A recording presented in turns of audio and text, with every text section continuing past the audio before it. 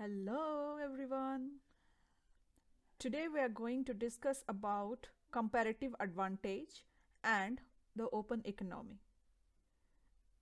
This is chapter 32 of the book. Welcome to the lecture. In this topic, we are going to discuss why we trade, focusing on comparative advantage and mutual gains from exchange.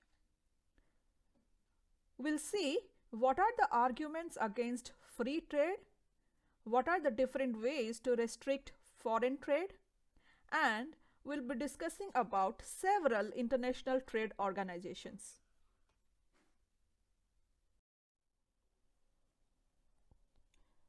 Our next learning objective is to understand the common arguments against the free trade. There are several arguments that are raised against the free trade, and these arguments focus mainly on the cost of trade. They do not consider the benefits or the possible alternatives for reducing the cost of free trade while reaping the benefits. So, the arguments are infant industry argument, dumping, environmental concern, and national defense.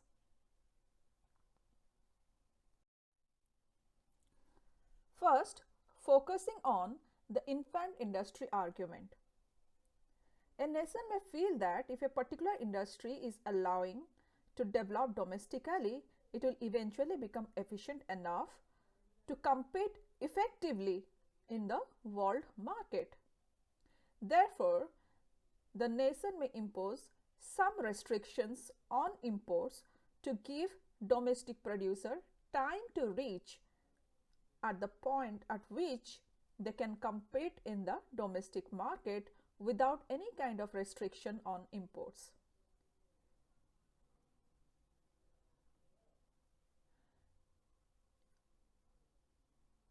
Now, what is the basis of this argument? If the protected industry truly does experience improvement in the production techniques or technological breakthrough towards greater efficiency in the future, the supply curve will shift outward to the right so that domestic industry can produce larger quantities at each and every price.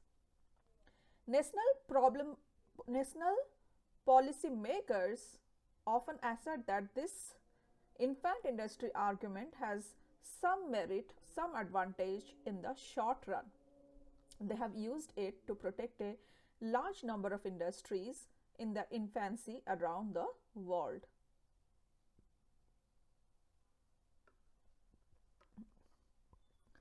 But there are certain issues, some problems with the infant industry protection. Such a policy can be abused, however.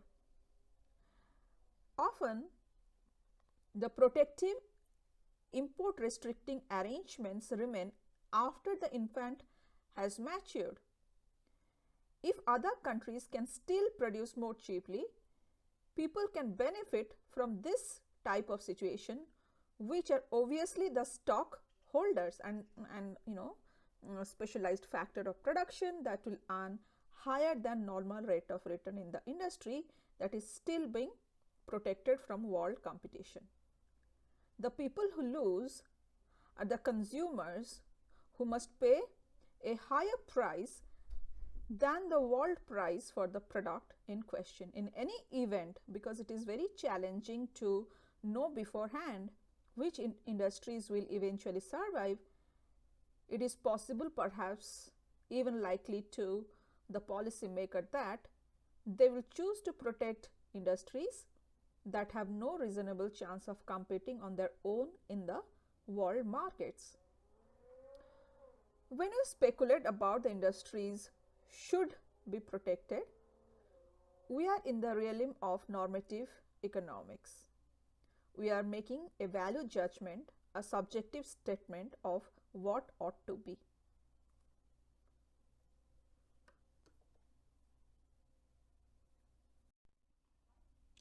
In recent years, there are certain emerging issues, emerging topics which are considered as the arguments against free trade. In recent years, two new anti-trade arguments have been advanced. One of these focus on the environmental and safety concerns.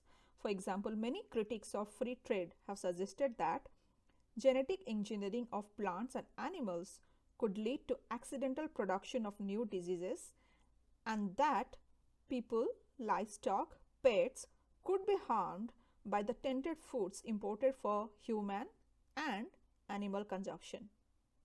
These worries have induced the European Union to restrain trade in such products. There is another argument against free trade that arises because of the national defense concern. So, US strategic experts propose sweeping restriction on exports of new technology.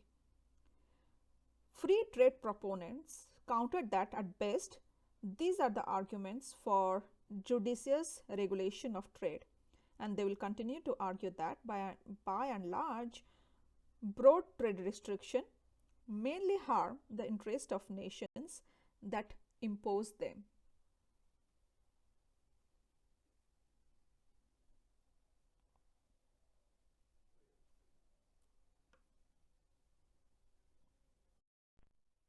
Dumping is also used as an argument against unrestricted trade. And what is dumping? Dumping is selling a good or service abroad below the price charged in the home market or at a price below its cost of production. Often, when a foreign producer is accused of dumping, further investigation reveals that the foreign nation is in the throes of recession. The foreign producer does not want to slow down its production at home because it anticipates an end to the recession and does not want to hold large inventories. It dumps its product abroad at the price below home prices. US competitor may also allege that the foreign producer sells its output at prices below its full cost to be assured of covering variable cost of production.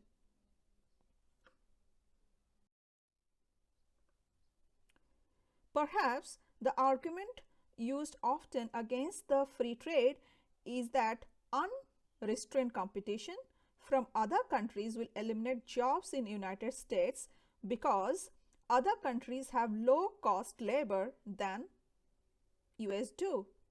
Less restrictive environmental standards in other countries might also lower their private cost relative to ours.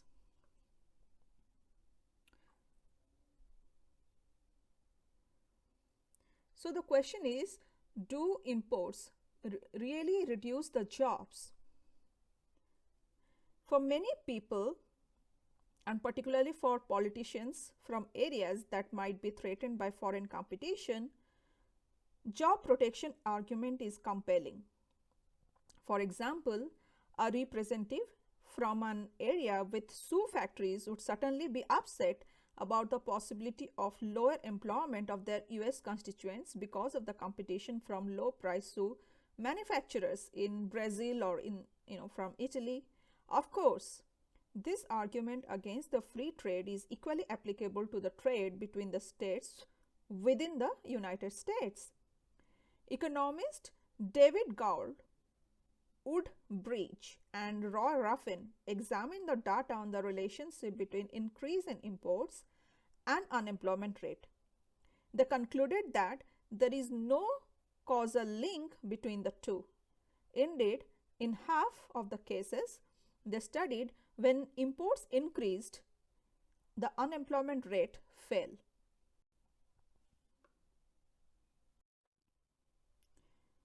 Now let us focus on the cost of protecting the domestic jobs. Another issue involves the cost of protecting US jobs by restricting the international trade. The Institute for International Economics examined the restriction on foreign textiles and apparel goods.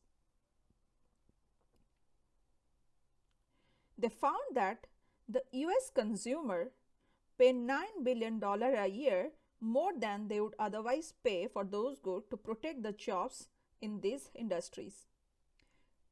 So, that comes out to $50,000 a year for each job saved in an industry in which average job pays only $20,000 a year.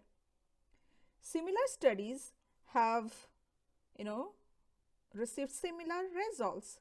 Restrictions on the import of Japanese car have cost around $160,000 per year for every job in the auto industry. Every job preserved in the glass industry has a cost of $200,000 each and every year. Every job preserved in US steel industry has a cost with $750,000 per year. So can you imagine that if you are really trying to protect the jobs, it's actually increasing the cost of protecting the US jobs. The cost is actually increasing.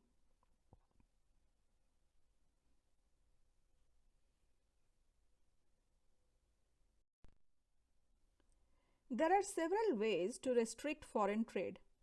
International trade can be stopped or at least stifled in many ways, and these include quotas and taxes. Later we use the term called as tariffs that is actually applied to international traded items. So let us first discuss about the quota system. A quota is a government imposed restriction on the quantity of specific goods that another country is allowed to sell in United States. We can also say that quotas are restriction on imports usually applied to one or several specific countries.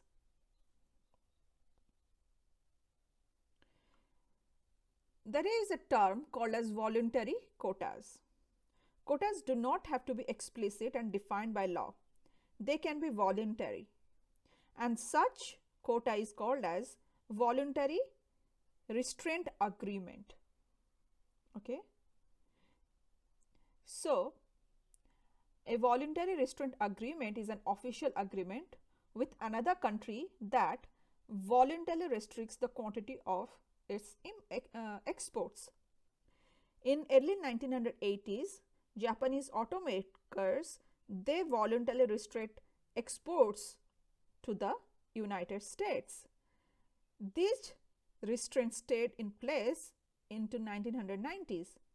Today, there are voluntary restraint agreement on machine and tools and textiles.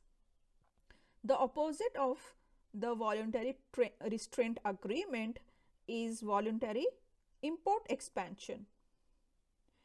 It is an official agreement with another country in which it agrees to import more from the United States. The United States almost started a major international trade war with Japan in 1995 over just an issue. The US government wanted the Japanese automobile manufacturer to voluntarily increase their imports of US made automobile parts. Ultimately, Japanese companies did make a token increase in their imports of US auto parts. Another way is focusing on tariffs. Tariffs are the taxes on imported goods. It benefits the import competing industries but harm consumer by raising the prices. Focusing on the tariffs in the United States, tariffs have varied widely on the imported goods. The highest rate in the 20th century occurred with the passage of Smoot-Hawley tariff in 1930. The Trade Expansion Act of 1962 gave the president the authority to reduce the tariff by up to 50%. The Trade Reform Act 1974 allowed further reduction. The Trade and Tariff Act of 1984 resulted in lowest tariff rates ever. We'll not discuss about the international trade organizations like the World Trade Organization. We'll discuss about various other regional trade blocs, trade diversion. We'll also focus on trade deflation and the rules of origin. So when we talk about the trade agreements, basically these were carried under the General Agreements on Tariff and Trade. GATT is an international agreement which is established in 1947 to further world trade by reducing the barriers and tariff. It was replaced by the World Trade Organization in 1995. In 2002, the US government proposed eliminating all the tariffs on the manufactured goods by 2015. So let us learn more about the World Trade Organization. It is the successor organization to GATT and it handles the trade disputes among its member nations. It is one of the most important international trade organization with largest membership. It fosters the most important and far-reaching global trade agreements covering financial institutions including banks, insurers and investment companies. So, more detail on it. The purpose is focusing on international trade. It was founded on 1st January 1995. Its headquarters is in Geneva, Switzerland. There are like 164 member states. You can check the website to see if there is any changes in the membership states.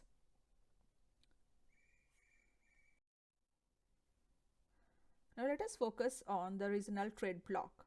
What is that? It is a group of nations that grants member countries some kind of special privileges. There are different types of trade blocs. For example, European Union, NAFTA, which is also called as North American Free Trade Agreement, and Association of Southeast Asian Nations. Some economists, they worry that the regional trade blocs could lead to reduction in the members' trade with nations outside their blocs. More evidence, however, indicate that regional trade blocs have actually promoted trade instead of hindering it. Numerous studies have found that as countries from around the world have become more open to trade, they have tended to join the regional trade blocs that promote even more openness.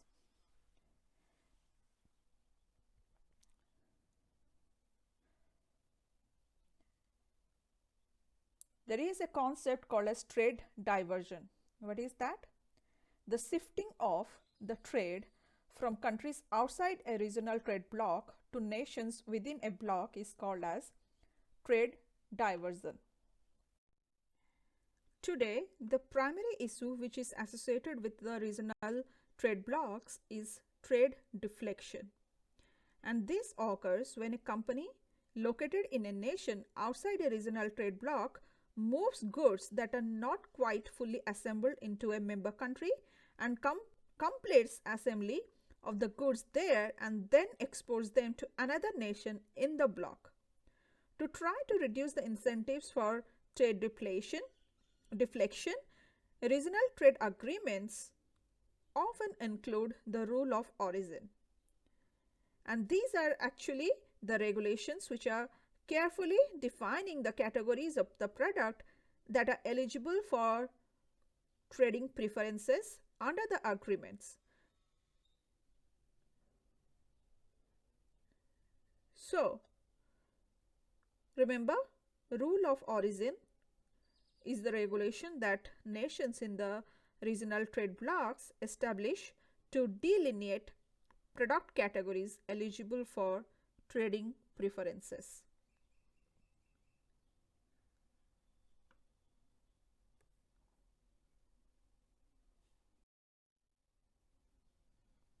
Thank you very much for paying attention. If you have any questions relating to the chapter, feel free to ask me on the discussion board or in the Google Doc that I have shared with you. Thank you very much.